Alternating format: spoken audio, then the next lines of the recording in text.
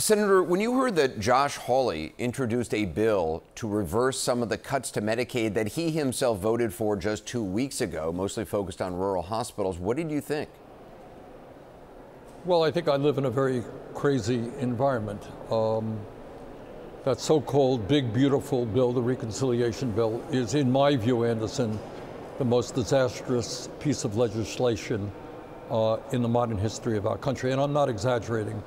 What it does, as I'm sure Senator Hawley knows, is it throws 17 million people off of the health care they have, Medicaid and the Affordable Care Act. It makes massive cuts to nutrition and education. And what studies have shown is that when you throw 17 million working class and low-income people off the health care they have, up to 50,000 Americans will die every single year. And on top of that, it's a disaster for rural hospitals, for nursing homes, and for community health centers. So bottom line for me, Anderson, and I suspect Senator Hawley knows this, our healthcare system today is broken, it's dysfunctional. This bill makes it a lot worse. It's interesting because a number of the Republicans who voted for this, essentially when asked about, what the Congressional and Budget Office said on this, or any number of other groups on different sides of the political aisle, in some cases, some libertarian groups as well, in terms of the cost of this to the deficit, which Republicans used to care about.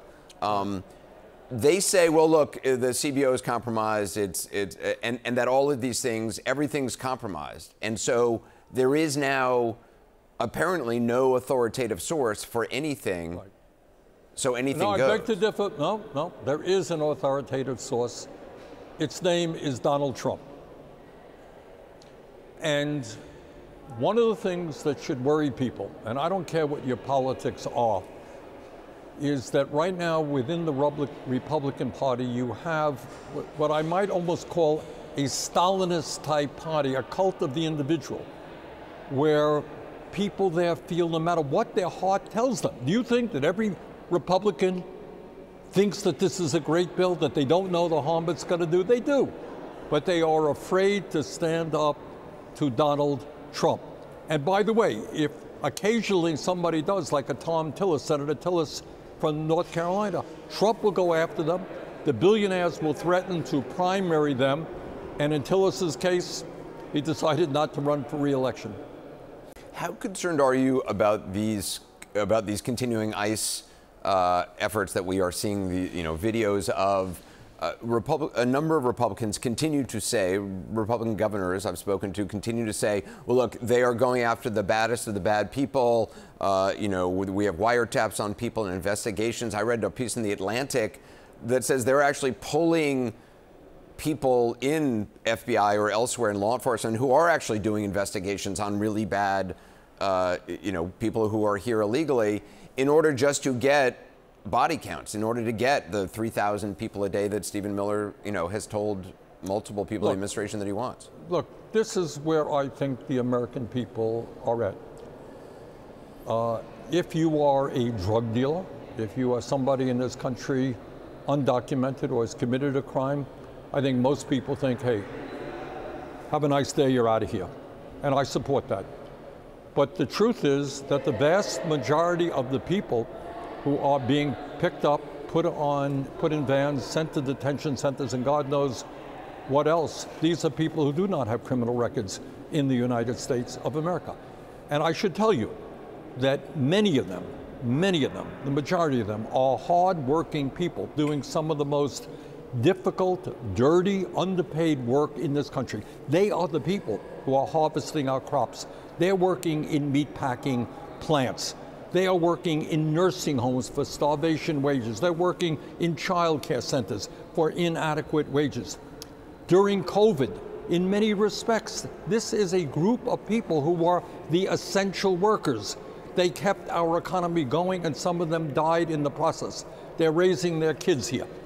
So I think the American people feel, yeah, we need a strong border. Yeah, we need to get criminal elements who are undocumented out of this country. But I think the American people are sick and tired of seeing hardworking people being treated the way they are treated. And in some cases, Anderson, if you can believe it, picked up and sent to Sudan. Now, what is that about? I mean, how cruel is that to send people to a country they don't know the language? It's a country in falling apart. So I have a lot of concerns about what Trump is doing in terms of mass deportation. Finally, Senator Sanders, I wouldn't normally ask you about this, but Jeffrey Epstein's case is now front and center for this administration. It is tying up the FBI, it seems, in knots with Pam Bondi, the Justice Department, the top two leaders of the FBI who've been on podcasts spreading, conspiracy theories about this for years, now in a position of authority. People are turning on the president. Where should this go? To be very honest, I don't know a whole lot about this. But all that I do know is that you're right. Trump and his friends campaigned and said, when we are elected, we're going to open up all of the files and you're going to see all these terrible things, presumably Democrats and so forth and so on. That's what he said to his people. And they say, okay, you're the president, open up the files. And now they're saying, oh, we can't open up the files. We choose not to open up the files. So I think above and beyond what may or may not be in the files, whether there are any files, who knows? I don't know. But I think people perceive that Trump has lied to them. He said one thing during the campaign, and now he is saying something very different. Senator Bernie Sanders, thank you for your time. Thank you, Anderson.